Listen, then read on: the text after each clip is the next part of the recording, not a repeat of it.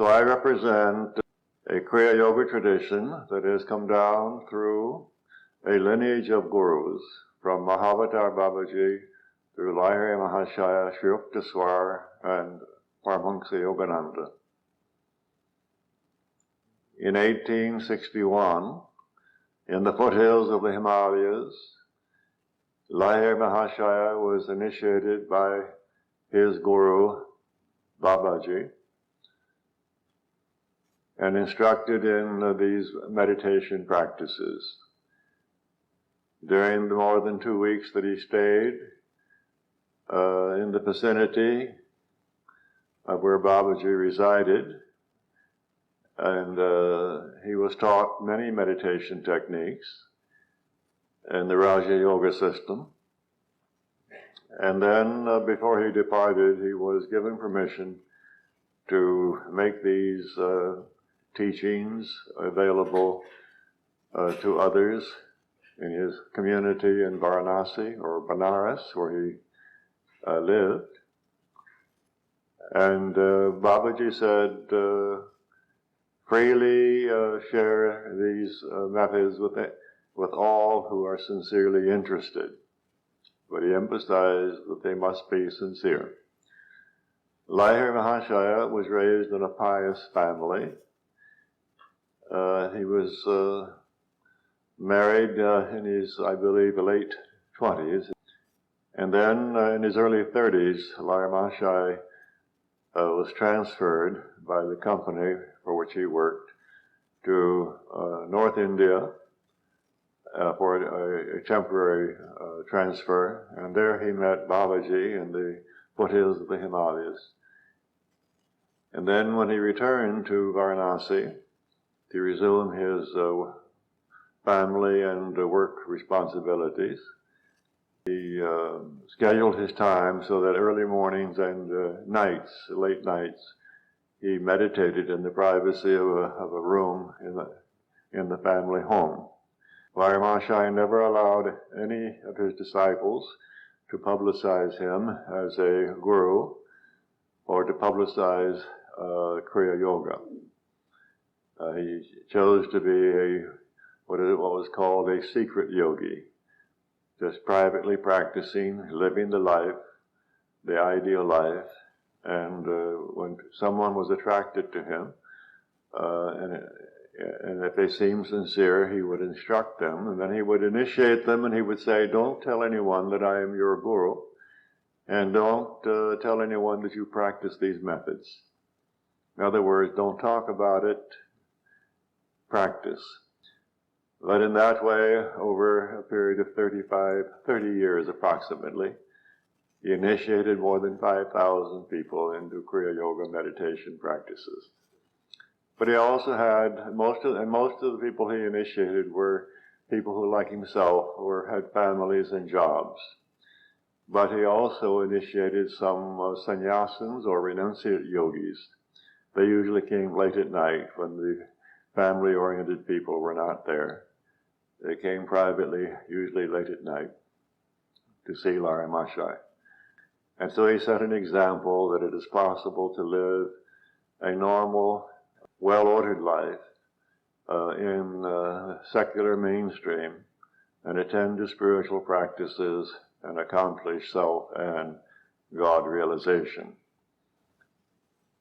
Among his disciples, several were given permission to initiate others. And among those who were given permission was Swami Sri Yukteswar, who became later Yogananda's guru. He was born Priyanath Karir, or Karar. He went to college for a short time, and then he was bored with that experience, but he did go to monitor classes at a medical school to learn anatomy and physiology. And then he studied on his own Ayurveda. Later became an accomplished Vedic astrologer.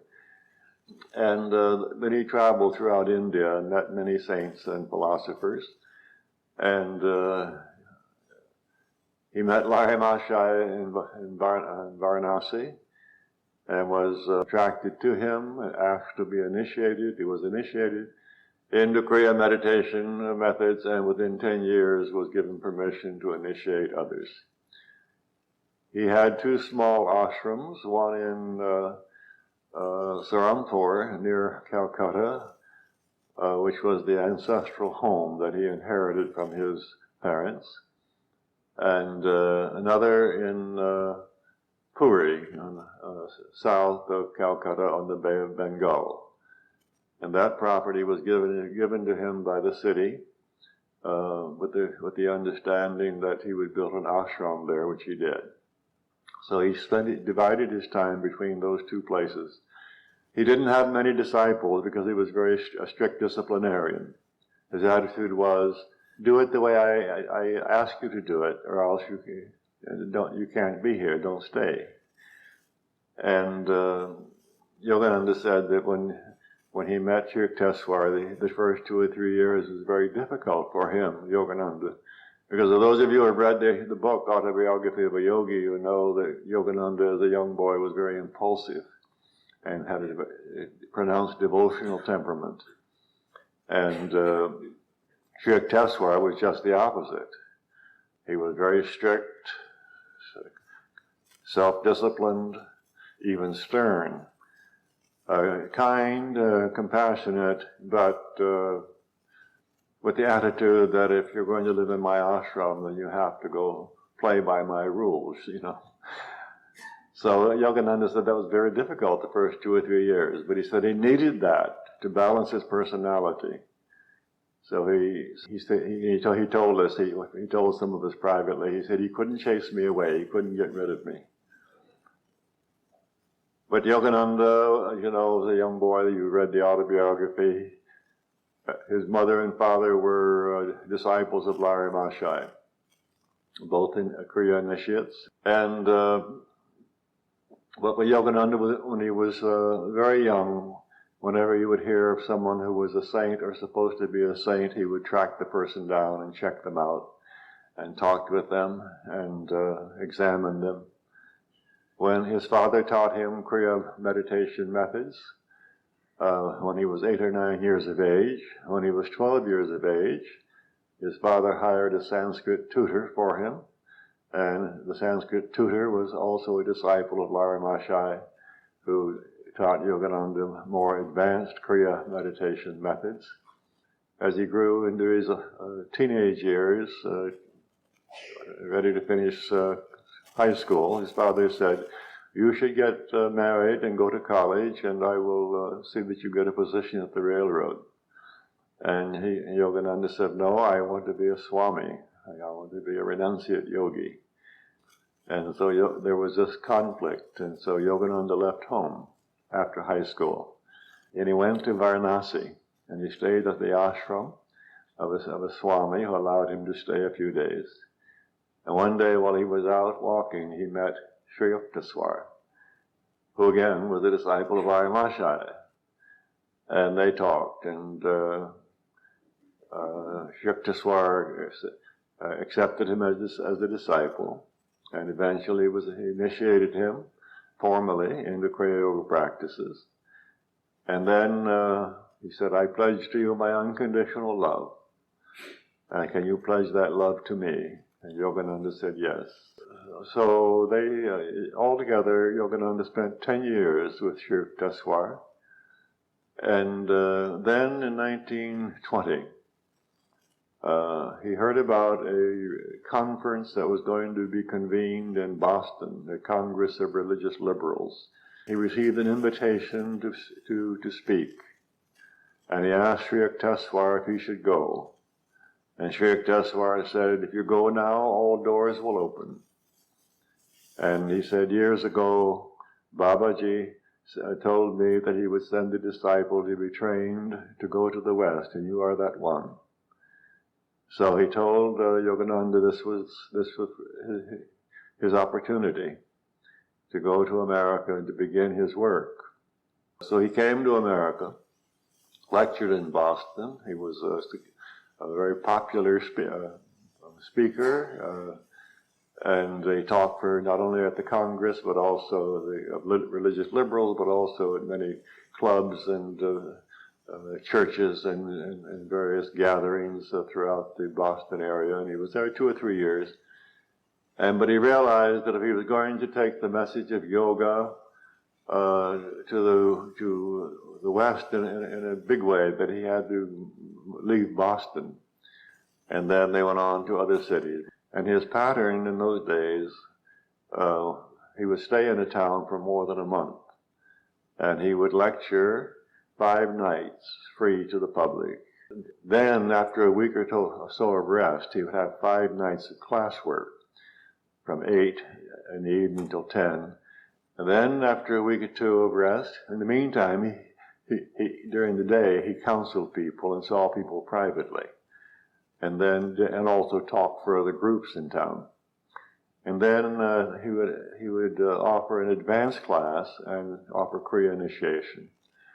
And in this way, in the early 20s and mid 20s, he talked in dozens of cities, sometimes to audiences of as many as 3,000 at public lectures. And then arrived in Los Angeles in 1925. So Yogananda lectured, continued to lecture through the 30s.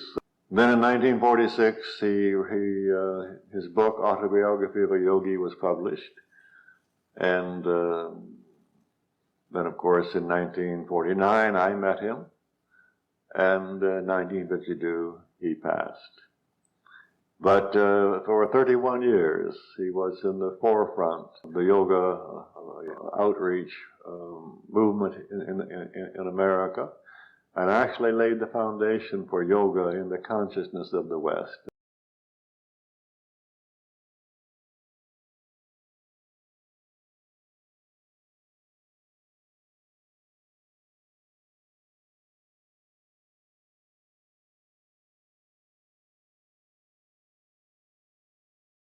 Well, about 4:30, Myrna came out and said, "Master, we'll see you now."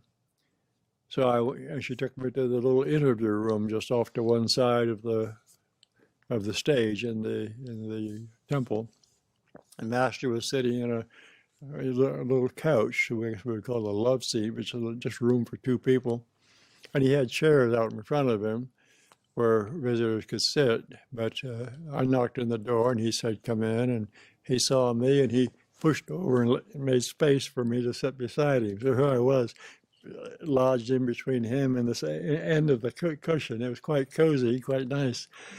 And he looked at me, and I could again see that half smile on his face.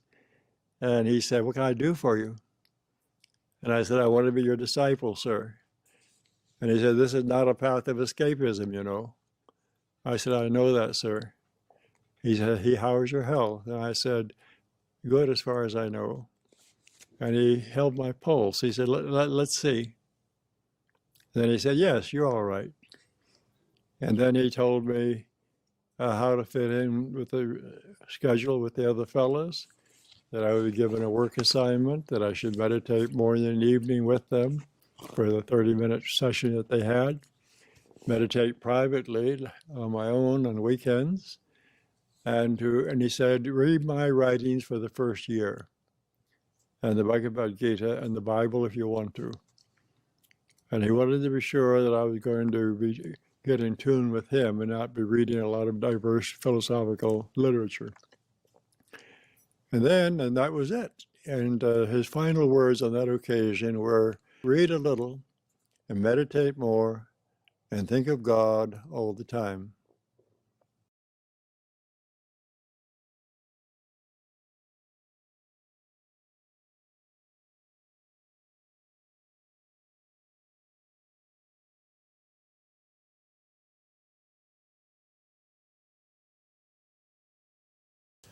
You can talk yourself into a positive frame of mind or a negative frame of mind. You can talk yourself into a dark mood, or you can talk yourself into a happiness. So speak only what you want to be true for you.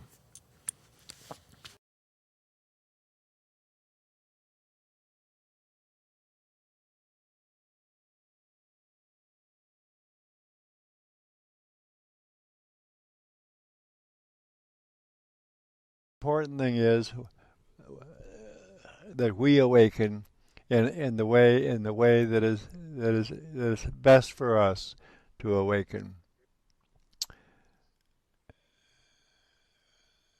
My experience is that with the passage of time, as we stay focused on the right path, the right way of living, our understanding improves, and also opportunities are provided. It seems that God's grace supports us in marvelous ways.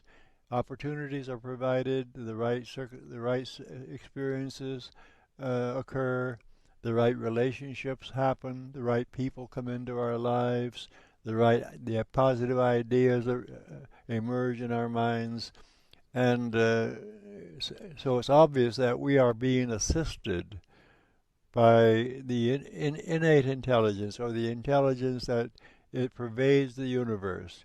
We are being assisted. I remember one time Paramahansa Yogananda said to me and a few others, when he was reminding us to prepare ourselves for ministry service in the future, he said, these transformative changes in the world will occur whether we personally participate or not. But how much better it is for us to participate, because when we do, we are carried along by the momentum of these evolutionary processes. So I've experienced this. When we are living right, with the right attitude and the right behavior, there seems to be a larger something, a universal intelligence that is supportive of us, that carries us along, that opens the doors for us, that provides opportunities, that makes our life more meaningful. And so it's sort of wonderful to experience this, to see how the universe works. And really the universe is pervaded by an intelligence, which is the intelligence of ultimate reality. And I frequently say that there is an enlivening power that is nurturing the universe, and we can learn to cooperate with it. I think it's useful to think in those terms. There is an enlivening power nurturing the universe, and we can learn to cooperate with it. The idea of cooperating with it, I think, is important. Finding out what is, call it God's will, what is the purpose of the universe, and learning to cooperate with it. And when we do, then we have the support of the universe in everything that we do.